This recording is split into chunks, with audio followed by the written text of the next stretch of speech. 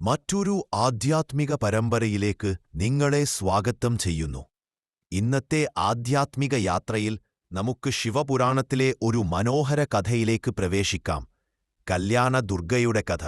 അഹങ്കാരം പോലും ഉറ്റ സന്യാസിയായ നാരദൻ പടനവെക്കേണ്ടിവന്ന കഥ. ശീലനിധി രാജാവിന്റെ മഹത്തായ രാജ്യം അദ്ഭുതകരമായ കാഴ്ചയാണ് നൽകിയത്.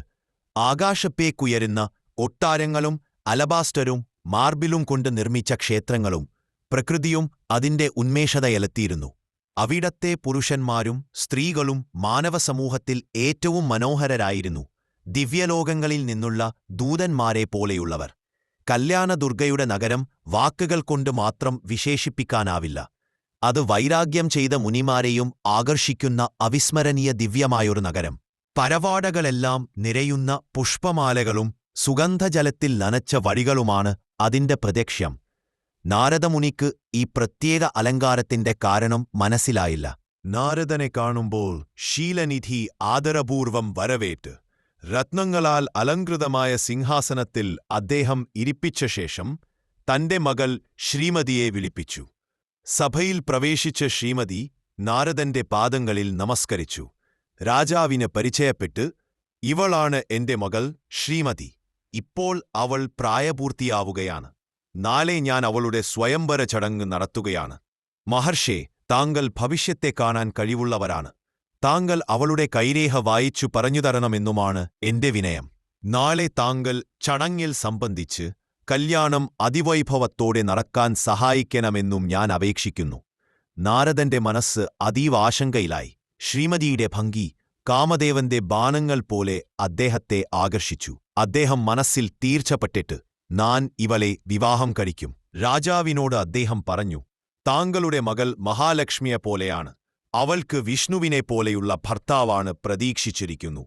എന്നു പറഞ്ഞ അദ്ദേഹം വൈകുണ്ഠത്തിലേക്ക് മടങ്ങി വിഷ്ണുവിനോട് പ്രാർത്ഥിച്ചു. ശ്ലോകം: ആദിശങ്കരൻ വിഷ്ണുവ സ്നീഗതകാന്ത്യ ധരണ്യ ചെ ദുർവാദലശ്യാമലാംഗ്യ കലത്രദ്വയേനാമുന തൃപ്തനായ മൂന്നു ലോകങ്ങളുടെയും ഭർത്താവായ വിഷ്ണുവേ, ഞങ്ങൾ നിന്നെ നമസ്കരിക്കുന്നു. വിഷ്ണു നാരദന്റെ ആഗ്രഹം മനസ്സിലാക്കുകയായിരുന്നു. എന്നിരുന്നാലും അദ്ദേഹം ഔപചാരികമായി താൽപ്പര്യമില്ലാത്തവനായി അഭിനയം നടത്തി. നാരദൻ വിഷ്ണുവിനോട് അഭ്യർത്ഥിച്ചു, "സ്വയംവര ചടങ്ങുകൾ നടക്കുന്നതിനുള്ള സമയത്തേക്ക് താങ്കളുടെ രൂപം എനിക്ക് തരിക." വിഷ്ണു സമ്മതിച്ചു. നാരദൻ കല്യാണദുർഗയിലേക്ക് മടങ്ങി വിഷ്ണുവിന്റെ രൂപത്തിലായതായി കരുത്തി രാജസഭയിൽ സിംഹാസനത്തിലെത്തിയിരുന്നു. ശ്രീമതി വിശ്രമത്തോടെ സുന്ദരരായ രാജകുമാരന്മാരെ നിരീക്ഷിച്ചു നടക്കുമ്പോൾ നാരദന്റെ സമീപം വന്നപ്പോൾ അവളെ ആകർഷിക്കാതെ അവന്റെ പക്കൽ നിന്നും മാറി. അധിജ്ഞാനം കൊണ്ട് അവൾ വാസ്തവത്തിൽ സമിതിയിലുണ്ടായിരുന്ന വിഷ്ണുവിനെ പിരിച്ചറിഞ്ഞു. വിഷ്ണുവിനെ അവൾ പുഷ്പമാലയിട്ട് തിരഞ്ഞെടുക്കുകയും അദ്ദേഹം അവളെ വൈകുണ്ഠത്തിലേക്ക് കൊണ്ടുപോകുകയും. സമസ്ത രാജാവിനും അദ്ഭുതമായി തോന്നിയപ്പോൾ നാരദൻ അതീവ ദുഃഖിതനായി. അദ്ദേഹം ആലോചിച്ചു, അയാൾ ആരായിരുന്നു? വിഷ്ണുവാണോ? എങ്കിലും വിഷ്ണുവെ 3 ഭാര്യമാർ ഉണ്ടാകാമെങ്കിൽ ഞാൻ എന്തിനാണ് ബ്രഹ്മചര്യത്തിലായിരിക്കുക? സഹചാരികൾ നാരദനെ പരിഹസിച്ചപ്പോൾ അവർ അവനെ കണ്ണാടിയിൽ നോക്കിച്ചു. അവിടെ അവൻ കാണുന്നത് കുരങ്ങന്റെ മുഖമുള്ള ഒരു രൂപം. "നീ മനുഷ്യരൂപം സ്വീകരിക്കുമ്പോൾ ഒരു സ്ത്രീയെ നഷ്ടപ്പെട്ട് ദുഃഖത്തിലാകും. അപ്പോൾ കുരങ്ങൻ ജാതി നിന്നെ സഹായിക്കും." വിഷ്ണു ശാന്തതയോടെ അത് ആസ്വദിച്ചു. എന്നാൽ നാരദൻ പിന്നാലെ പിഴവ് മനസ്സിലാക്കി കൈകൂപ്പി കേദാരപ്രാർത്ഥന നടത്തി. "പ്രഭോ, എന്റെ പാപങ്ങൾ ക്ഷമിക്കുക.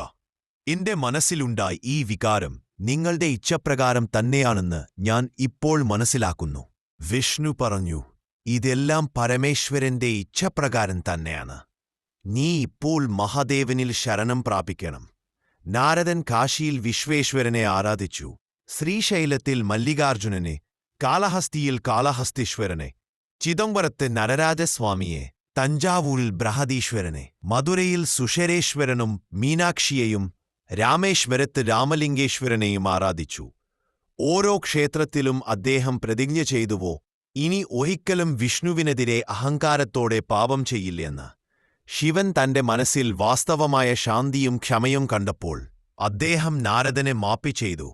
ശേഷമാക്കുമ്പോൾ നിങ്ങൾ ഈ കഥ ഇഷ്ടപ്പെട്ടെങ്കിൽ ലൈക്ക് ചെയ്യാനും ഷെയർ ചെയ്യാനും മറക്കല്ലേ. വീണ്ടും കാണാം ഒരുപാട് അനുഗ്രഹത്തോടെ.